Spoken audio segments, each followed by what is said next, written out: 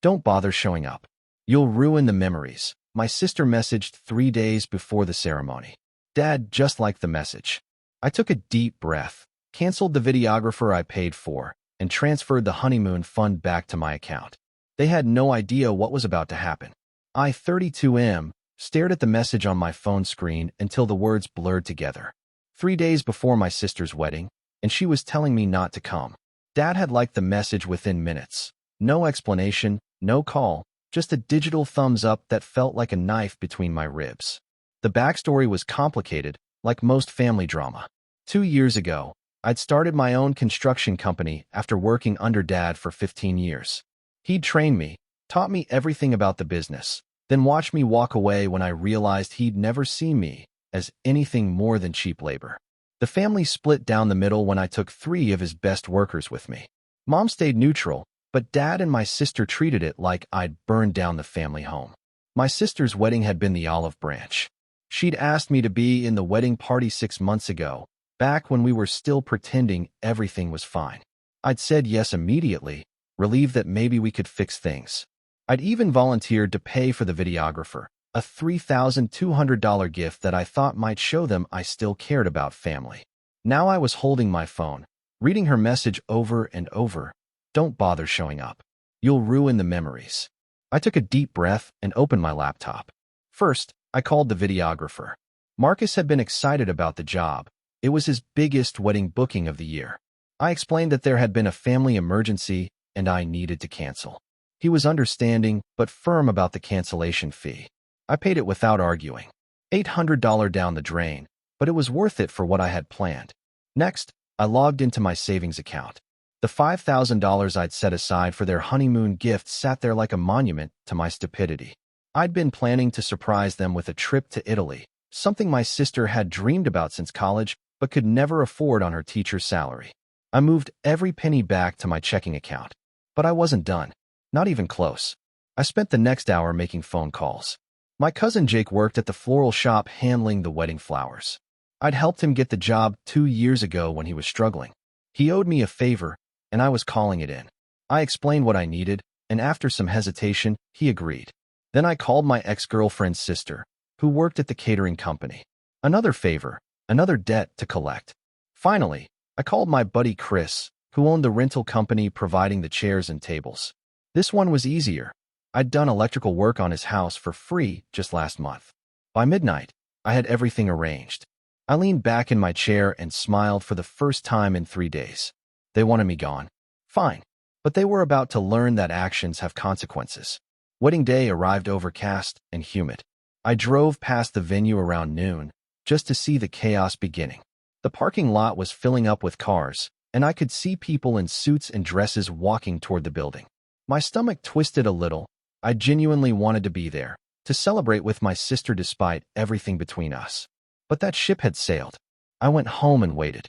The first call came at 2:47 p.m. Mom's number flashed on my screen. I let it go to voicemail. Then Dad called. Then my sister. Then my aunt. I ignored them all. At 4:15, my phone buzzed with a text from my cousin Jake. It's done. You're insane, but it's done. The wedding was supposed to start at 3:30. By my calculations, they were about 30 minutes into what should have been a beautiful ceremony. Update 1. The full story came out over the next few days through a combination of angry family calls and social media posts I saw before getting blocked. The flowers had been the opening act. Instead of the elegant white roses and baby's breath my sister had ordered, the arrangements were a mix of orange marigolds and purple carnations, the colors of our high school rivals' football team. My sister had cried when she saw them, thinking there'd been a mistake. The florist had apologized profusely, claiming their computer system had been hacked and all the orders got mixed up. The catering disaster was the main event. Everything had been scheduled to arrive at 4:30, perfectly timed for the reception. Instead, nothing showed up. The catering company later claimed they'd received a call that morning saying the wedding was postponed due to a family emergency. They'd offered to reschedule free of charge, but by then it was too late. But the tables and chairs disappearing during the ceremony was the masterpiece. Chris's rental company had received an urgent call saying the items needed to be picked up immediately for another event. The crew had arrived during the vows and quietly started folding chairs and breaking down tables in the reception area. Guests came out of the ceremony to find an empty room. The wedding party ended up having their reception in the church basement, sitting on folding chairs borrowed from the Sunday school, eating pizza ordered in desperation. My sister's dream wedding had turned into a college dorm gathering. I felt a twisted satisfaction reading about it secondhand. They'd humiliated me, cut me out of the family, and expected no consequences. Now they knew how it felt to have something important ruined by people who were supposed to care about you. But the satisfaction faded when Mom showed up at my door Sunday morning. She looked older than I'd ever seen her, with dark circles under her eyes and a heaviness in her shoulders that made my chest tight. She didn't yell or cry or demand explanations. She just asked if I'd done it. I told her yes. She asked why. I explained about the message, about Dad liking it, about feeling like they'd thrown me away like garbage.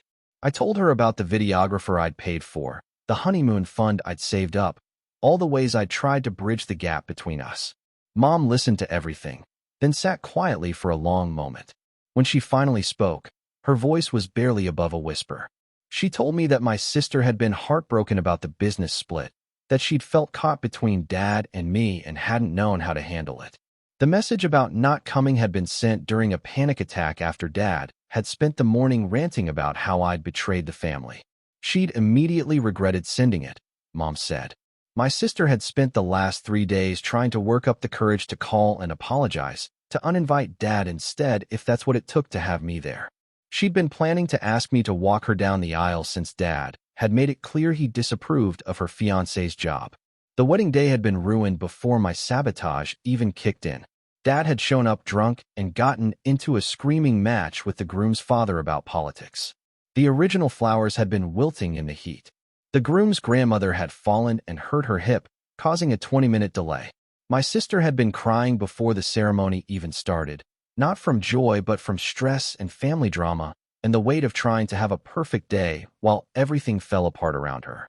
Then the flowers were wrong, the food disappeared, and the reception venue got dismantled during her vows. She'd spent her wedding night in the emergency room with her new husband's grandmother, still wearing her wedding dress, trying to hold it together while fielding calls from angry vendors and confused guests. Mom finished talking and looked at me with something that wasn't quite disappointment, but wasn't forgiveness either. She told me that she understood why I'd been hurt, that the message was cruel and Dad's response was worse. But she asked me to think about whether what I'd done was the kind of man I wanted to be. Update 2. I didn't sleep that night, or the next. Mom's words kept replaying in my head, mixing with images of my sister crying in a hospital waiting room in her wedding dress. By Wednesday, I couldn't take it anymore. I drove to my sister's apartment. She answered the door looking exhausted. Her eyes were red-rimmed, and she was still wearing sweats at 3 in the afternoon. When she saw me, something crumpled in her face. I started to apologize, but she held up her hand. She told me she knew what I'd done. She'd figured it out when 3 different vendors called with the same story about family emergencies and urgent changes. I waited for her to scream at me, to call me names, to slam the door in my face. Instead, she stepped aside and let me in. We sat on her couch in silence for what felt like hours. Finally, she spoke. She told me that the message she'd sent had been the worst mistake of her life. She'd been overwhelmed, caught between Dad's anger and her own hurt feelings, and she'd lashed out at the wrong person. She'd wanted me at the wedding more than anyone else. When we were kids, she used to talk about me walking her down the aisle someday, because I was the one who'd always protected her, who'd taught her to ride a bike and helped her with homework and scared away the boys who were mean to her. The business split had confused her. She didn't understand why I'd left Dad's company, why I couldn't just work things out, why everything had to change. She'd felt like she was losing her big brother, and she didn't know how to process that. The message had been sent in a moment of panic and pain, and she'd regretted it immediately. She'd spent 3 days trying to figure out how to fix it, how to uninvite Dad instead, how to make things right. She'd even called the videographer to ask if they could coordinate a surprise, but Marcus had told her I'd already canceled. She started crying then, and I realized I was crying too. We sat there on her couch, 2 adults sobbing like children, finally saying all the things we should have said months ago. I told her about feeling like Dad had never seen me as capable of running my own business, how it hurt to work so hard for someone who treated me like hired help instead of a son. She told me about feeling caught in the middle, about loving both Dad and me, but not knowing how to navigate the conflict. We talked for hours.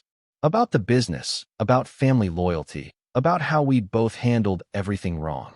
She apologized for the message, and I apologized for ruining her wedding. We cried some more, then laughed about how ridiculous we'd both been. But I knew apologizing wasn't enough. I asked her what I could do to make it right. She was quiet for a long time. Then she told me she'd always wanted a real honeymoon, something special with her new husband. The hospital visit and family drama had canceled their original plans for a weekend at a local bed and breakfast. I pulled out my phone and opened my banking app. The $5,000 I'd moved back to my account was still sitting there, plus the money I'd saved on canceling the videographer. I transferred $6,000 to her account while she watched. She tried to argue, to say it was too much, but I insisted.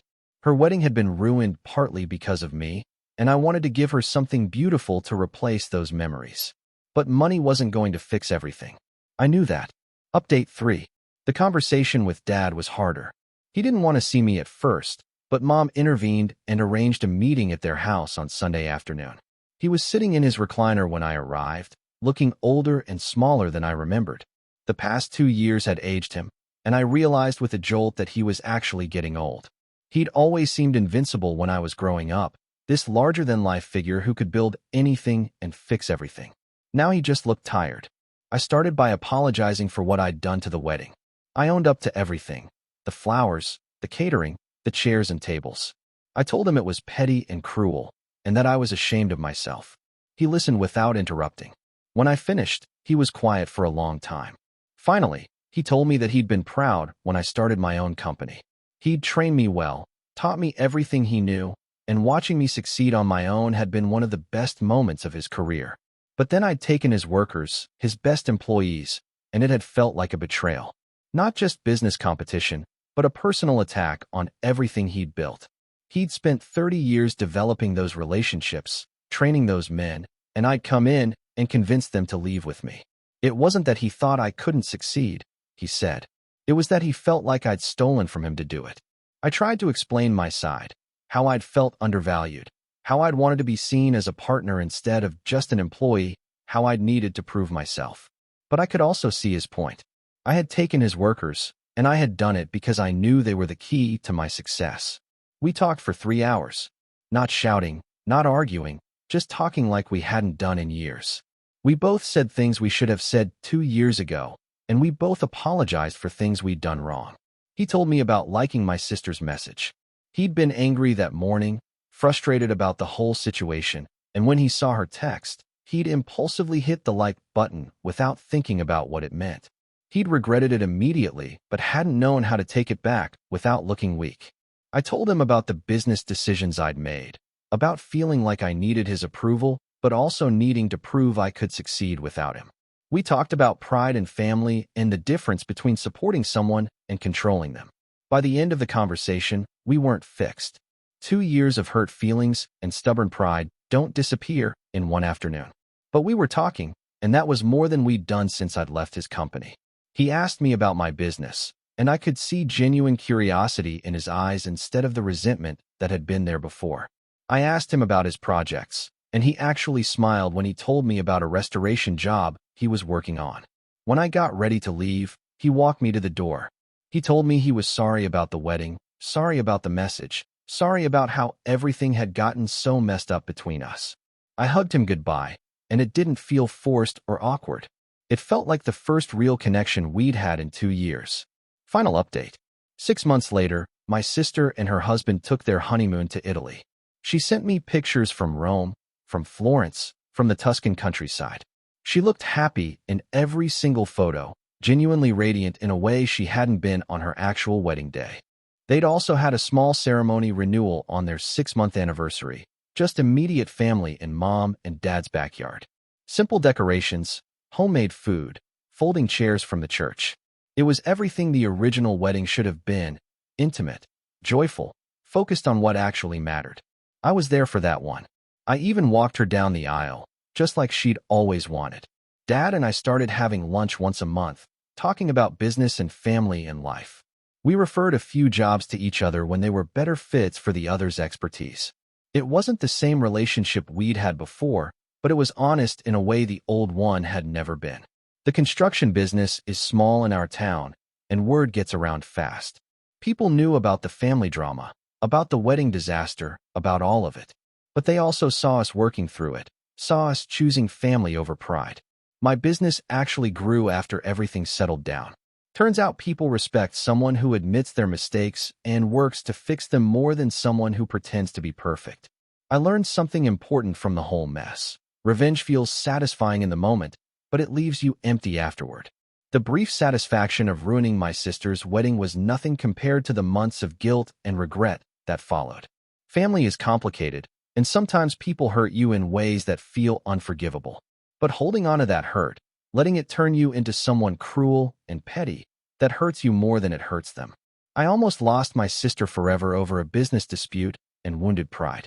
I almost became the kind of person who destroys other people's happiness to make himself feel better. The scary part is how easy it was. How simple it had been to make those phone calls, to cash in those favors, to watch everything fall apart from a distance. How good it had felt, right up until it didn't. I still think about that sometimes, when I'm frustrated or hurt or angry. I think about how easy it would be to lash out, to make someone else feel as bad as I do. But then I remember my sister crying in her wedding dress, and Mom asking me what kind of man I wanted to be, and Dad looking small and tired in his recliner. Some prices are too high to pay, even when you can afford them. Some victories aren't worth winning. These days, when someone hurts me, I try to remember that they're probably hurting too. That doesn't excuse bad behavior, but it makes it easier to choose forgiveness over revenge. It makes it easier to be the kind of man I actually want to be, instead of the kind who ruins weddings and calls it justice. The family still has problems. We probably always will. But we're working on them together now, instead of apart. And my sister got her perfect wedding after all, just not the one she'd originally planned. Sometimes the second chance is better than the first one anyway.